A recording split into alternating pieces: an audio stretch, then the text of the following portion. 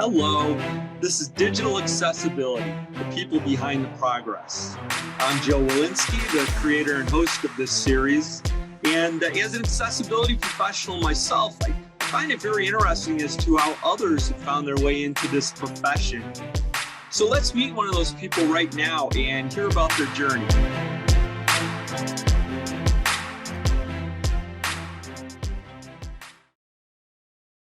All right, well, here we are for another episode of this podcast video cast where I talk to accessibility professionals. And today I'm pleased to be speaking with Chetan Bakhru. Hello, Chetan. How are you today?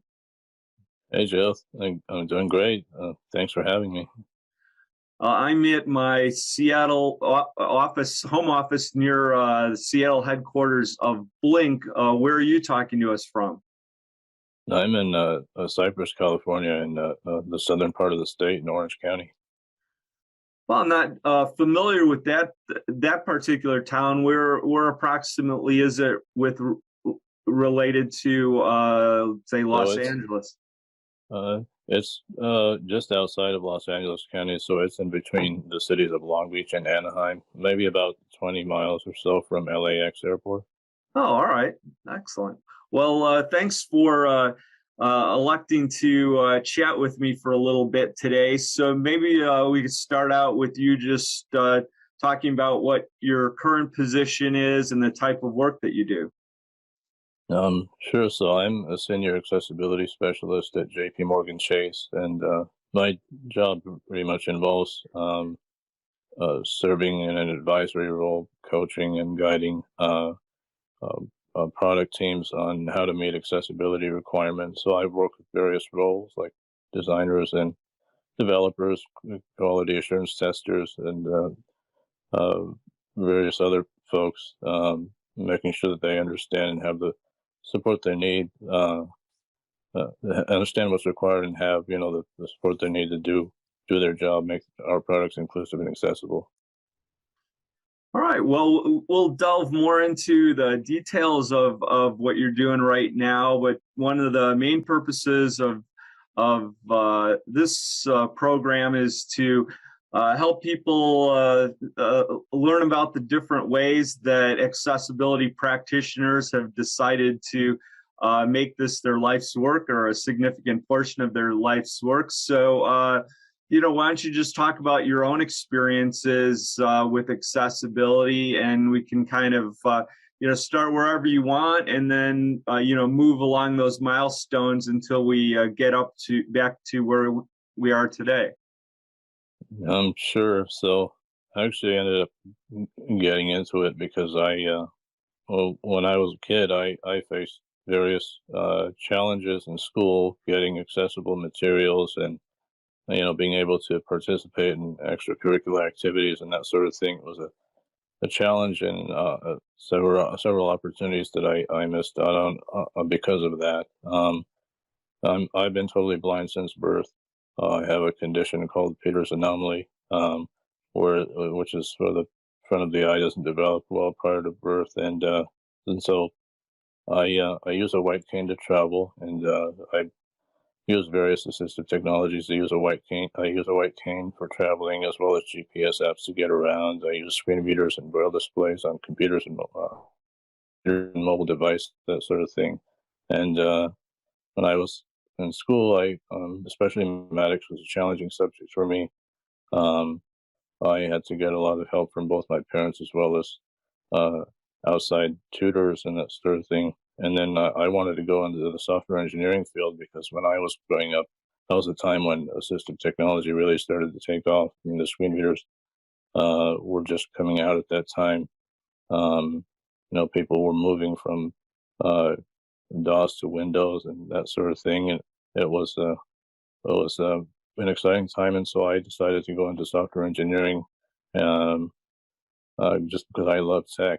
And I ended up, after getting my degree, I expected to become a developer, but then I started to.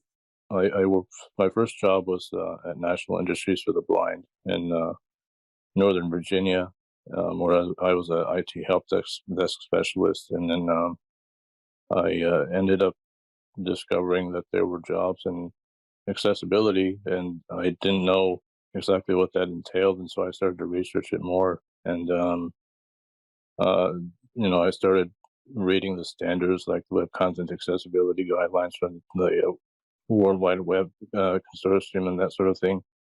And I just someone from uh, at the time it was called SSB Bark Group, but now they're called Level Access. Someone reached out to me and said, "Hey, we have an accessibility consulting position available. Would you be interested?" And so I went ahead and applied for that, and I just ended up and working in the field like that. And I decided I wanted to stay in the field because I mean I could be a developer and code for 8 hours a day behind the screen, but I wouldn't be, really. I wanted to do something that made a difference, and so something that allowed me to help people in my own community, including myself, and be able to make a change for people. And so um, I worked for Level Access for 7 months, and then I moved to, I ended up just the opportunity at Chase landed in my lap. Um, I was contacted by a recruiter, and it, it was recommended by a friend, and so that's where how I ended up where I am now. Well, yeah, let's. I mean, it's a great story that you have to tell, and why don't we kind of just go back and dig into a few of the things that you mentioned. I noticed that you mentioned when you were going into software development that the emerging assistive technologies were not only helping you but also really motivating you, that it was kind of an exciting time. Maybe you could talk a little bit more about kind of what that experience was like and what kinds of things were happening that were opening up these new paths for you. Sure. So, I mean, it started out with, me being able to do my homework independently in school. I mean, when I got it, I used to be able to, I had a back then IBM compatible 486 PC with basically no sound, no speech, nothing, and I'd have to rely on my parents to make sure that whatever I was typing my homework assignments was coming out right and that sort of thing. The formatting was good, and that I wasn't missing anything. But when I got my first talking computer in '96, that all changed because I was able to not only do type out my assignments for school properly. I also got a scanner which allowed me to scan and read printed material, which was a big game changer because I didn't have to rely on sighted help all the time to read books, whether it was for school or just for leisure. And then I that was when I around '96, beginning of '97 is when I got access to AOL. That was my first internet provider. I actually started, being able to chat with other people, make new friends, uh, research things online myself, learn about different subjects I never thought I would be able to learn about so fast before. Screen readers started to really become mature. I've been using JAWS for uh, 25 years now. And that's come a long way. Being able to do things like uh, OCR images and read PDFs and just the internet browsing experience has come a long way as well. And so being able to interact with complex web applications, I mean, all of that has become possible in the past 25 years, and not something that existed before. Mhm. And yeah, and there's an amazing amount of technologies that suddenly made those things possible. But as you then got out of the academic world with college, you mentioned you started working for the National Industries for the Blind, and so. What was that experience like? So you mentioned that you decided not to pursue software development specifically. So I assume there are things that you saw there as an interesting opportunity for the next part in your career. Yeah, so I mean, I wanted to do something that made a difference in the community, and so when I learned about the positions available and accessibility, I started um, thinking about it, and as I was researching it and looking into it more, I figured, well, I don't have to necessarily be a coder. I can have coding experience, but leverage those skills to work with other developers and actually help them understand what they need to do to make their products accessible. I mean, when I was at NIB, I was pretty much a help desk specialist, so that was when I was getting all of my IT certifications and basically in the learning process still. And so that's when I started researching accessibility. I mean, I was doing things for them that were beyond my job duties and responsibilities, like helping employees learn how to use screen readers and that sort of thing when they had questions. But accessibility wasn't my primary role at the time. But I mean, that position at NIB pretty much gave me the some of the experience I needed to officially get into the accessibility space. Hmm. Well, I know from just my own experiences and colleagues in this area that having physical challenges is creates a lot of barriers to even being involved in accessibility work. But it looks like you were able to progress, through several positions in accessibility from the earliest stages. Is there any particular thing that was going on that helped that? Was it your networking, or just identifying new connections, or how did it end up being that you were able to find so many substantive positions? I think it was a combination of a few things: the networking, having good connections, but that came, of course, from attending conferences, things like the CSUN conference, which is the biggest assistive technology conference in the world. Met a lot of people there. Working at a nonprofit like National Industries for the Blind, obviously they had a lot of people with disabilities there, so I socialized with them, made some friends and acquaintances there, and so that helped me a lot. And then also I think my ability to my I have a lot of patience with people, and I get along well with folks, and so I think that, along with my ability to explain things well in simple terms that people can understand, sort of helped get into those positions. I noticed he had a lot of consulting practice work, and what was that like? What were the types of things that you would typically be involved in with your clients for that part of your career? So I used to basically, when I was working at NIB, I had basically other clients that I was doing work for on the side, just on the weekends and that sort of thing, to get some experience. So I basically developed some websites for them, HTML, CSS, PHP, and JavaScript, that sort of thing. And then I helped answer their questions when it came to accessibility. Basically serving as an advisor for them. So that's pretty much what that entailed.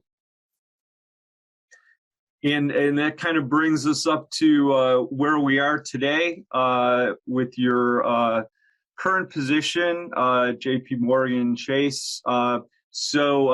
What's that like? So what's a day in the life, or a week in the life for you as in your current position? So I'm currently serving as an advisory role. So I basically do basically what a consultant would do. I help developers, designers, content editors, and QA testers understand, how to make products accessible and make sure they have the resources and support they need to do so. If a developer comes to me with questions about code, if I know the answer, then I'll provide it. If not, then I'll look into it, and as someone who is totally blind, I'll provide usability suggestions on how to make things better for specific users with specific needs. So, if something uh, could be improved from a usability standpoint for a screen reader user, then I'll include that feedback as well. Um, if a change has to be made to a design, I'll help the designer with that, reviewing wireframes and that sort of thing, as well as helping testers understand how to accurately write, accessibility defects and that sort of thing. You just mentioned the part about design, working with designers on wireframes, and in my experience, that's one of the places that's still lacking on having an inclusive area for all of us to practice in. It is the tools that you're able to use to be able to participate in those activities. What is it like? Kind of what's the process in working with wireframes with the designers? So since I can't see the wireframes, I basically get on a call with the designer and have them verbally describe what they're showing on their screen. Have them in detail describe every element on the page and what its purpose is, and then I ask questions based on what I understand or don't understand, and based on that, based on their descriptions, I will provide feedback on any accessibility issues that I noticed. There are some parts of design, obviously, that I need help with, like color contrast and that sort of thing. Since I can't see those, I would tell the designer to use the appropriate tools to make sure that basically plug their color values into the color contrast analyzer tool, and it'll tell them if it passes or fails. And then sometimes there are just things like heading structure and that sort of thing that sometimes I need help with as well, because some designers have different ways of describing things. Some are good and some are not so good, and so I sometimes pair up with someone sighted to be on the call with me and answer any questions that I have. Mm-hmm.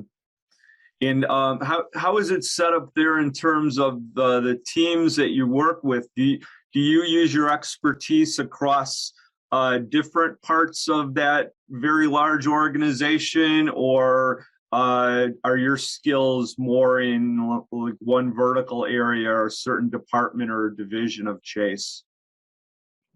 Well, I mean, we pretty much help with anything digital.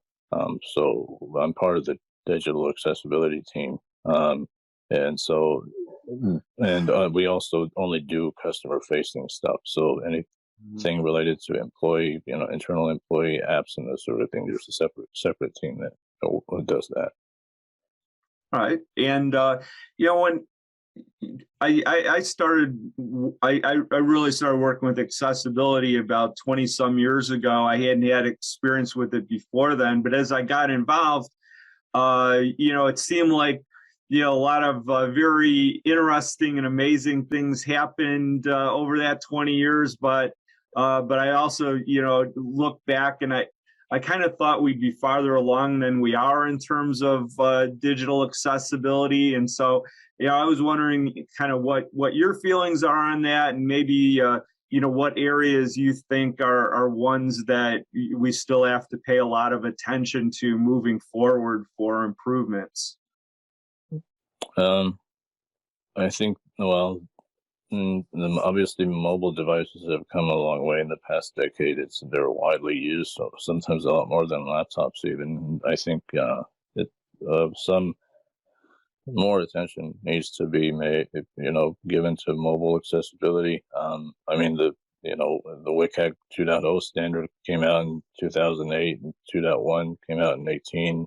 And yes, they, did improve a little bit when they came out with a new success criterion related to orientation and, pointer cancellation, some of those things that would be beneficial to mobile users. But um, I think there needs to be more attention given to that area, because it seems like they're making small changes in WCAG for that, and not focusing on it as much as they should. I know they're working on I believe what they're calling Silver, the next basically WCAG 3.0, I think it is. So it'll make it interesting to see what happens there.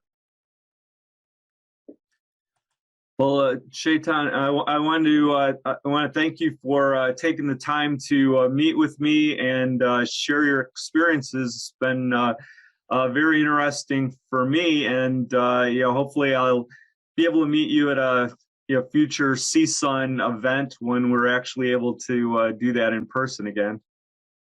Yeah, thanks for having me. It's been great talking to you, and looking forward to meeting you in person as well.